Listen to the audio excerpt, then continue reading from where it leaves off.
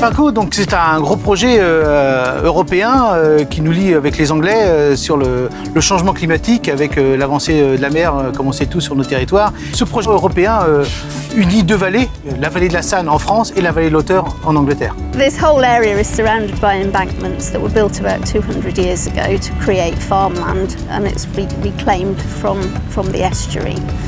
And in those 200 years, a lot of infrastructure has grown up in the floodplain. Dans la vallée de l'Otter, oui, il y a des similitudes, sauf que nous, alors il y a une déchetterie là-bas, nous c'est une station d'épuration, il y a un terrain de cricket, nous c'est un terrain de camping, voilà, donc mais il y a quand même des similitudes puisque leur projet c'est aussi la montée de la mer. We started off by assessing the problems that there were on the site, and then looking at options of how to address that and also meet the objectives of the Environment Agency. We need to provide compensatory habitat for losses in the nearby ex-estuary. Our short list of options was 4 different options. They ranged from restoring the whole site, which was taking out all of the tip material, all of the embankments, all of the footpaths, things like that would have gone, or the option that we've got now, which is recreating habitat in the whole area. The stakeholder group was made up of interested organisations, people like Natural England, the District Council, South West Water, various organisations like that. The whole area is in an area of outstanding natural beauty, so they were represented, and also local residents groups, people who would be impacted by the scheme. So all these different things we needed to work out how to deal with.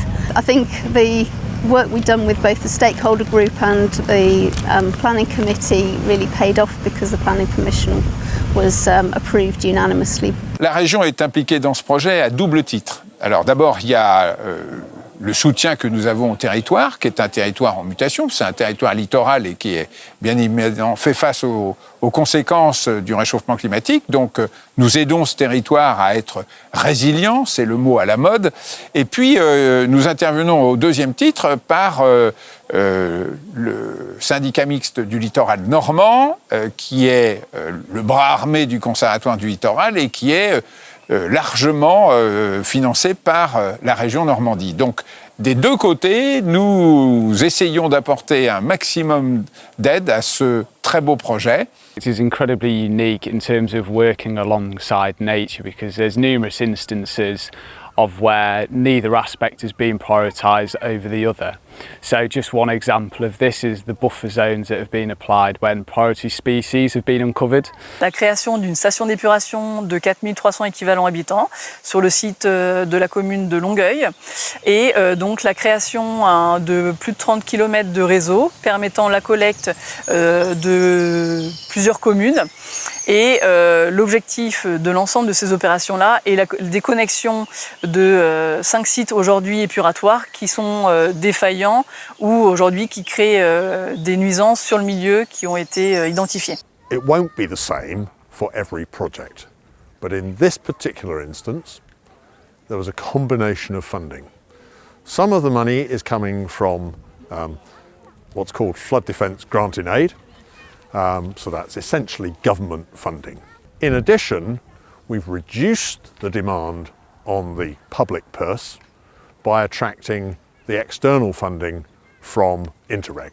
Here in England, the landowners have made significant contributions, and in France, the funding there is a combination again of some funding from the Normandy region, but most importantly from the community of councils, the Terroir de Caux, and the community of Quiberville, where the project is actually taking place. So money is coming from a number of different directions for both projects on either side. C'est un projet d'envergure, donc la communauté de communes a profité justement de ce projet PACCo pour pouvoir trouver des financements, donc grâce à l'Europe avec plus de 69% de subventions. Nous avons eu l'agence de l'eau et le département qui sont venus à nos côtés pour pouvoir réussir ce projet-là. Donc on a des envergures de plus de 20 millions d'euros aujourd'hui de projets d'investissement sur notre territoire. Après, nous, forcément, le travail va continuer après le projet territorial. Nous, avec le projet PACCo, les stations d'épuration, on va encore raccorder d'autres réseaux d'assainissement sur d'autres communes parce qu'on a fait un beau projet. L'idée, c'est qu'on raccorde le maximum de population. We're capturing a summary of all of the construction that's gone on here. So summarising the ground investigation works, the design requirements and the risks and how they were mitigated throughout the design and the construction.